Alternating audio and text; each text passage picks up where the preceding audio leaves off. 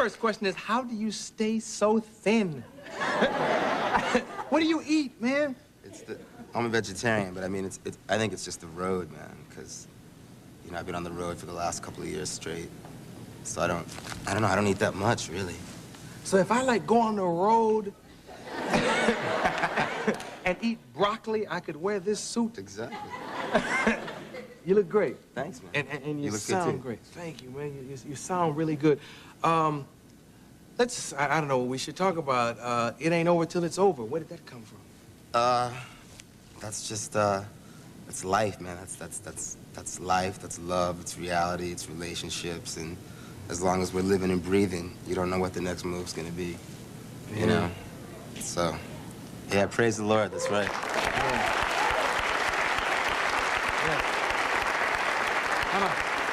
Why not? It ain't over till the fat lady sings.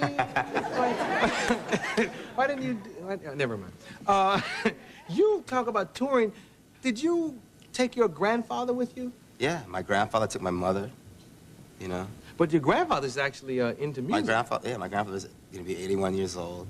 And, you know, he's from the island, so he's like, you know, eating all that conch all his life has kept him, I'm sorry, eating what?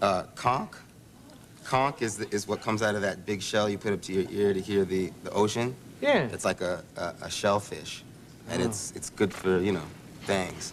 So before you hear the ocean, you have to say, I got all this damn conch in my ear. Okay, now. So he's in really good shape, so. He comes on the road, you know, I tell him where I'm going, do you want to come? And he comes and he gets a bunk on the bus, or he just sleeps in a chair. You know, I mean, he's seriously roadworthy. I mean, the cat handles the road really well. You know, you don't have to, like, look after him. I get up and I'm wondering where he is. He's off, you know, checking out things, and, you know. Yeah. The young ladies always like him. He was signing autographs last tour. That's deep. We have a lady who works here, one of our talent coordinators, and she knew you when you were little. I guess she's a friend of your mom. Yeah, exactly. His mom is Roxy Roker from the Jeffersons, and she...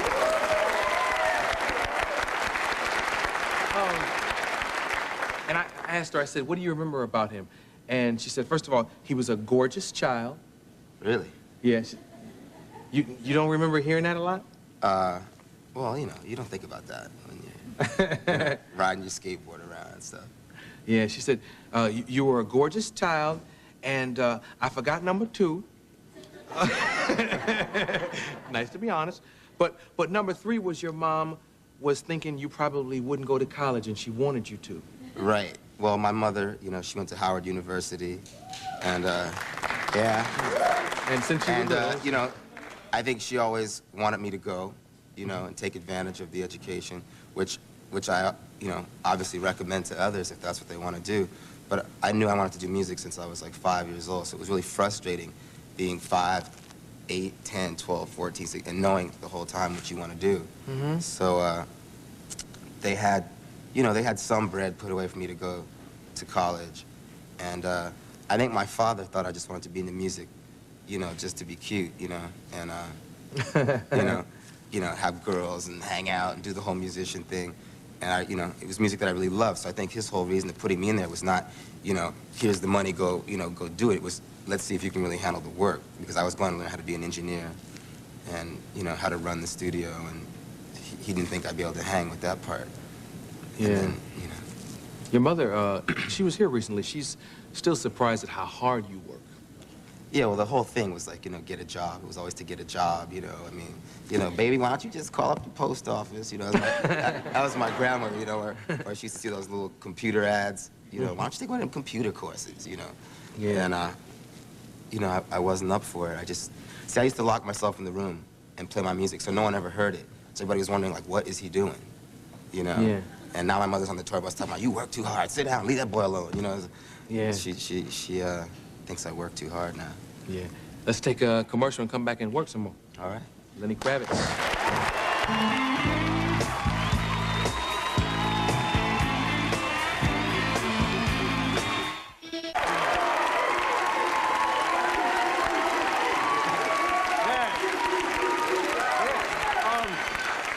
A lot of of my audience probably first got hip to you on MTV. Right. But what was real obvious to me was that black radio, when you first hit, didn't play your stuff. Right. Well, you know, things have turned around since 20, 30 years ago. And, you know, it's really strange to be told, well, that's not black music, when black people invented all of that, you know? Yeah. I mean, and, but it's starting to change, you know? And for me, music is just music. It's what you feel, you know? And I don't think that everything should be run by formats, you know? It should just be free. Yeah. But, you know, it's starting to happen, and black radio is starting to play me, and I'm really appreciative. And I went and hung with Donnie Simpson, you know, and did the whole thing, so I'm official now. That's the sign that your blackness is making a turn, you know, when Donnie Simpson says, come on by. You were familiar with the rock group Living Colour? Yeah. They talk about that whole syndrome, people coming to them and saying, why are you doing white music? What's that about? Right. You know? What's that about? Right. You know, do you get that from people? People thinking that, not really understanding the origin of what you do? They have a bit more of a metal sound. But, you know, it's funny. People think it's like this like, thing. It's like black people playing rock and roll. Like it's some weird thing. But, no, I don't get too much of that. And my audiences are usually really mixed. I don't seem to have any certain kind of crowd. You know, it's like all kinds of people. And I like that, you know? Yeah.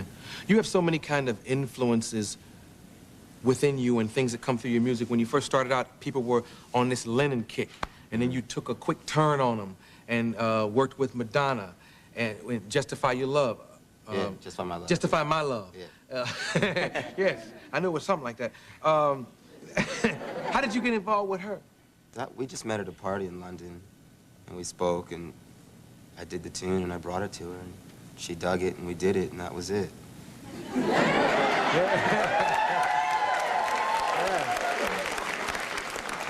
How'd you like the video?